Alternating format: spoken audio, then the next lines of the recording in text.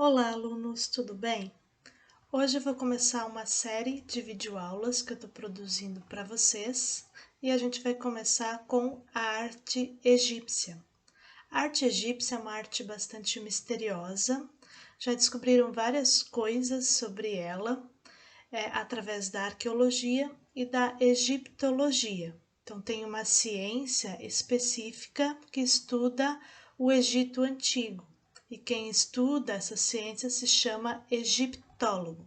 Então, vamos à aula.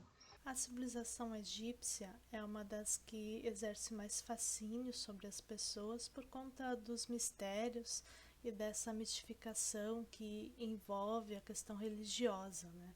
Porque eles acreditavam em uma vida após a morte, desenvolveram também a mumificação para preservar o corpo para essa vida após a morte que eles teriam. Então, toda a arte, toda a parte política, filosófica, tudo envolve essa crença deles numa vida após a morte.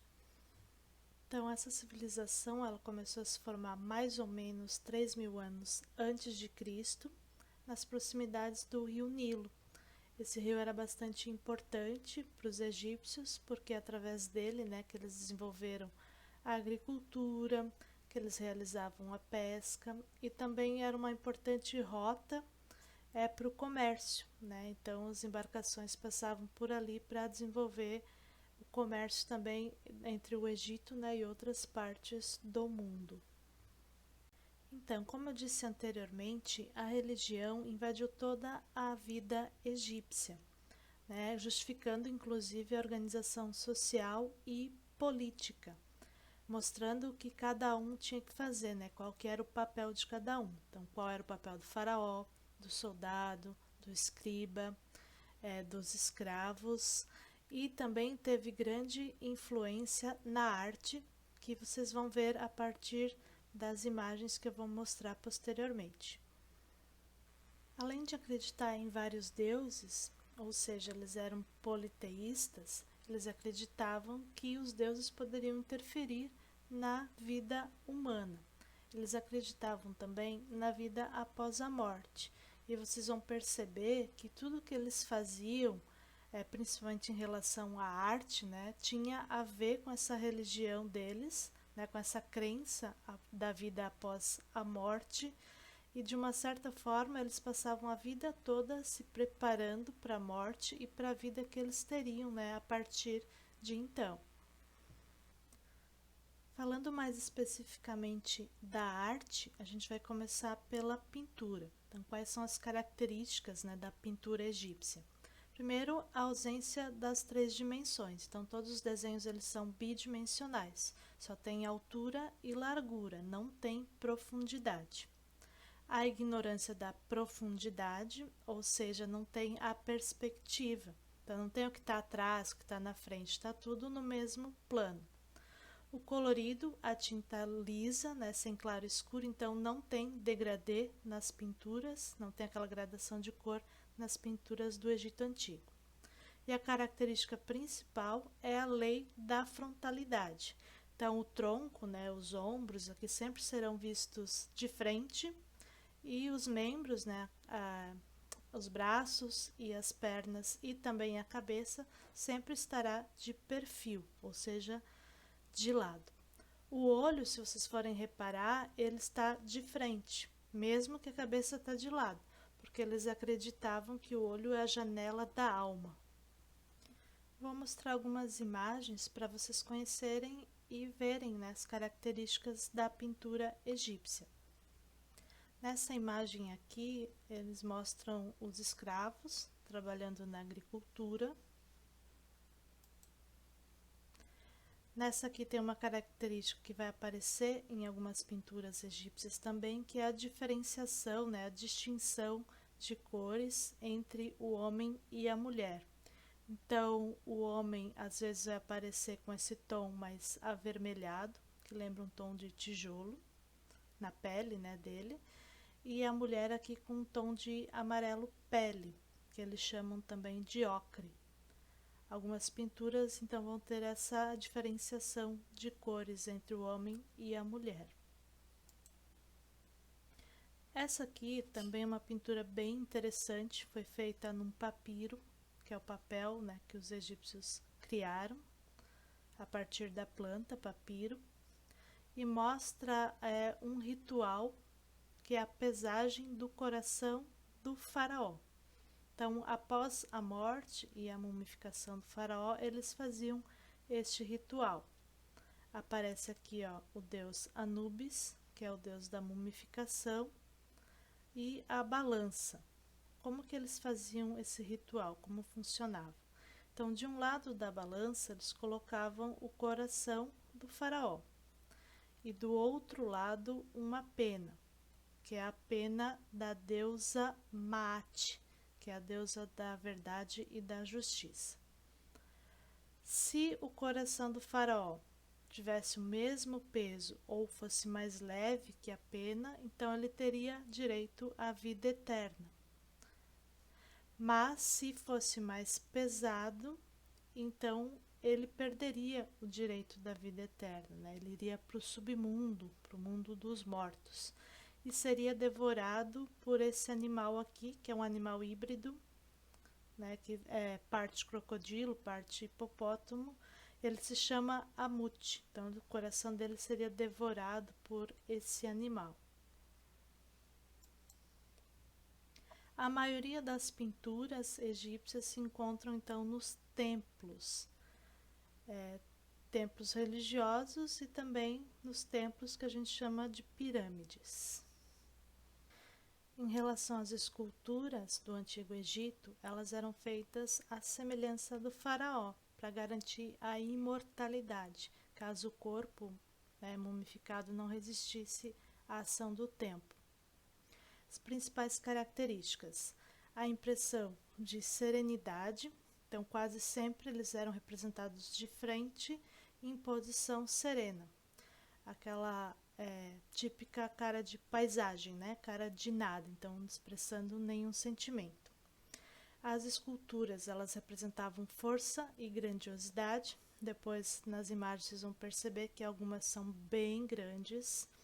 E também a questão da hierarquia. Vocês vão ver que alguns personagens que aparecem nas esculturas são menores do que o faraó, porque o faraó era o todo-poderoso, né? Então ele sempre era representado maior do que os outros, ou quase sempre.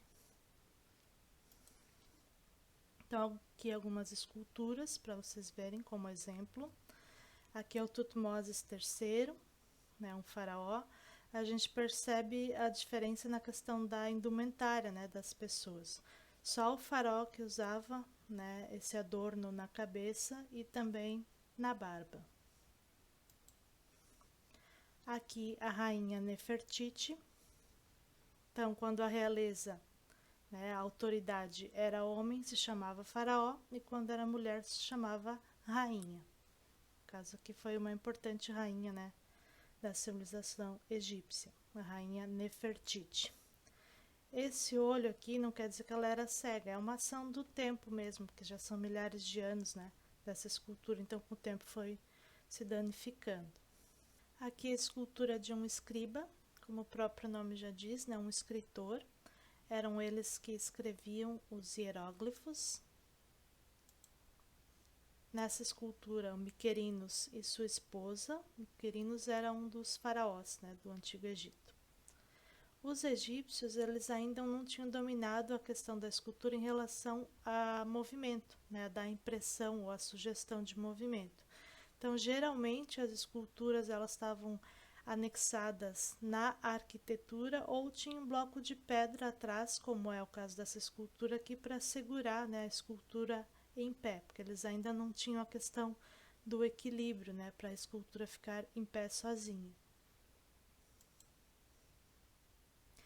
Aqui nessas esculturas do Ramsés, a gente vê a questão da hierarquia. Então, o faraó, ele é bem maior que a sua esposa. Nessa imagem aqui à esquerda, ela está aqui, ó, do lado do joelho, né, da parte da perna. E aqui, na imagem da direita, ela está aqui entre as pernas da escultura do faraó. Em relação à arquitetura, se destacam então as construções dos templos e das tumbas, né, das pirâmides.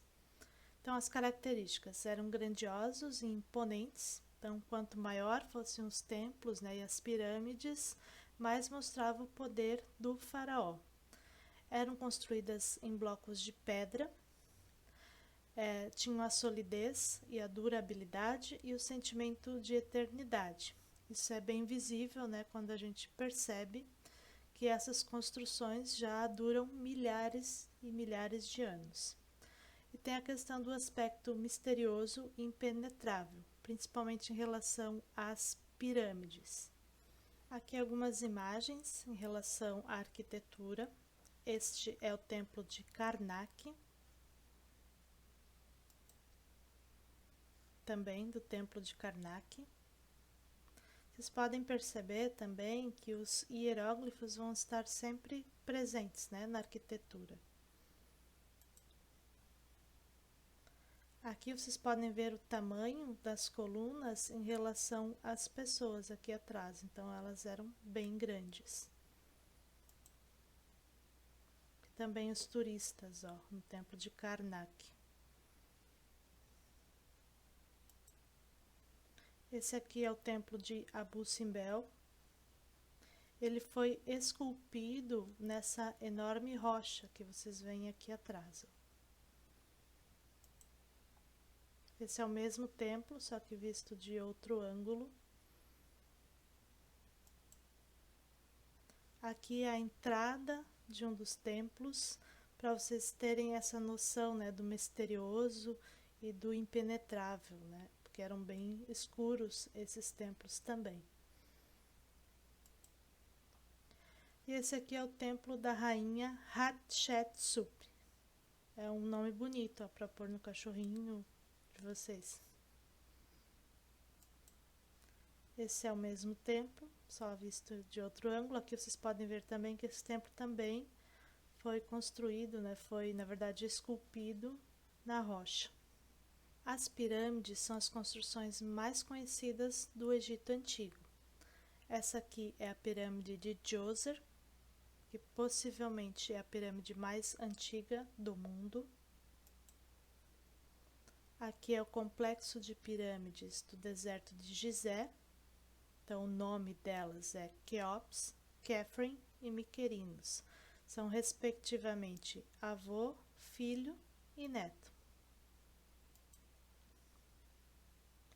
Existem muitos mistérios, né, acerca da construção dessas pirâmides. Não se sabe direito como que elas foram construídas, já que esses blocos de pedras, eles pesam em média 10 toneladas, então são bem pesados.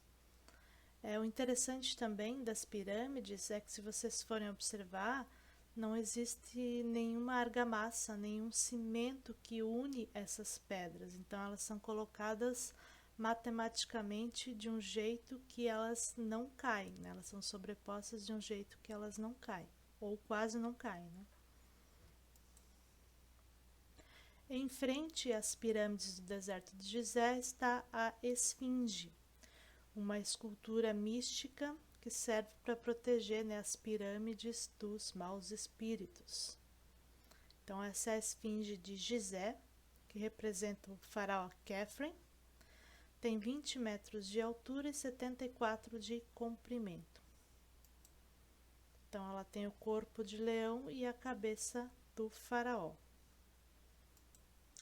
O faraó era a pessoa mais importante para a cultura do Antigo Egito. Eles até consideravam ele como um deus na terra, que ele tinha poderes sobrenaturais, como fazer chover e fazer parar de chover. Uma curiosidade é que somente o faraó que era mumificado e o seu corpo enterrado nas pirâmides. Um dos faraós mais famosos do Antigo Egito é o Tutankhamon, também conhecido como faraó menino, já que ele ascendeu ao trono quando ele tinha de 8 para 9 anos. Ele morreu aos 18 anos e ainda não se sabe qual foi a causa da morte dele. Alguns dizem que ele contraiu malária e outros dizem que ele levou um golpe na cabeça, já que quando encontraram a múmia dele, ele tinha uma perfuração no crânio. Essa aqui é a múmia do Tutankhamon. A pirâmide do faraó Tutankhamon foi encontrada em 1922, então uma descoberta bem recente. Ela estava praticamente intacta e foi encontrado muitos pertences, né, dentro desta pirâmide. Alguns pertences, então, são esses sarcófagos. Os sarcófagos a gente pode comparar aos caixões de hoje em dia. Estes aqui eram feitos em ouro maciço e tinham também pedras preciosas, né, metais preciosos. Foi encontrado também nessa tumba esta máscara mortuária, representando, né, o Tutankhamon, também feita de ouro maciço, joias e metais preciosos. Essa aqui é a tumba do Tutankhamon. E aqui alguns dos pertences, então, que foram encontrados nesta tumba. Então, tinham alimentos, bebidas, móveis. Tudo isso ele levava, né, dentro da sua pirâmide, porque eles acreditavam na vida após a morte e que eles precisariam, né, desses utensílios, desses móveis, desses alimentos para a vida eterna. Esse aqui é o trono do Tutankhamon, que também foi encontrado nessa tumba, todo em ouro maciço e também com joias e metais preciosos, que é um detalhe do trono dele. Uma curiosidade é que o Tutankhamon casou-se com a própria irmã. Isso era bastante comum na cultura egípcia, porque eles não queriam dividir, né, a herança, dividir o trono com outras famílias. Uma outra curiosidade bem interessante da cultura do Egito Antigo é a maldição do faraó.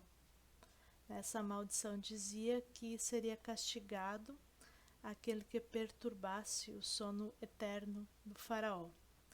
E o interessante é que os cientistas, os arqueólogos que entraram na tumba do Tutankhamon, lá em 1922, morreram meses depois. Alguns dizem que foi por causa da maldição, mas acredita-se que foi por problemas respiratórios, né, porque eles respiraram fungos, bactérias, micro-organismos que estavam presos ali durante milhares de anos. Então, por hoje é só. Eu espero que vocês tenham gostado dessa videoaula e até a próxima. Tchau!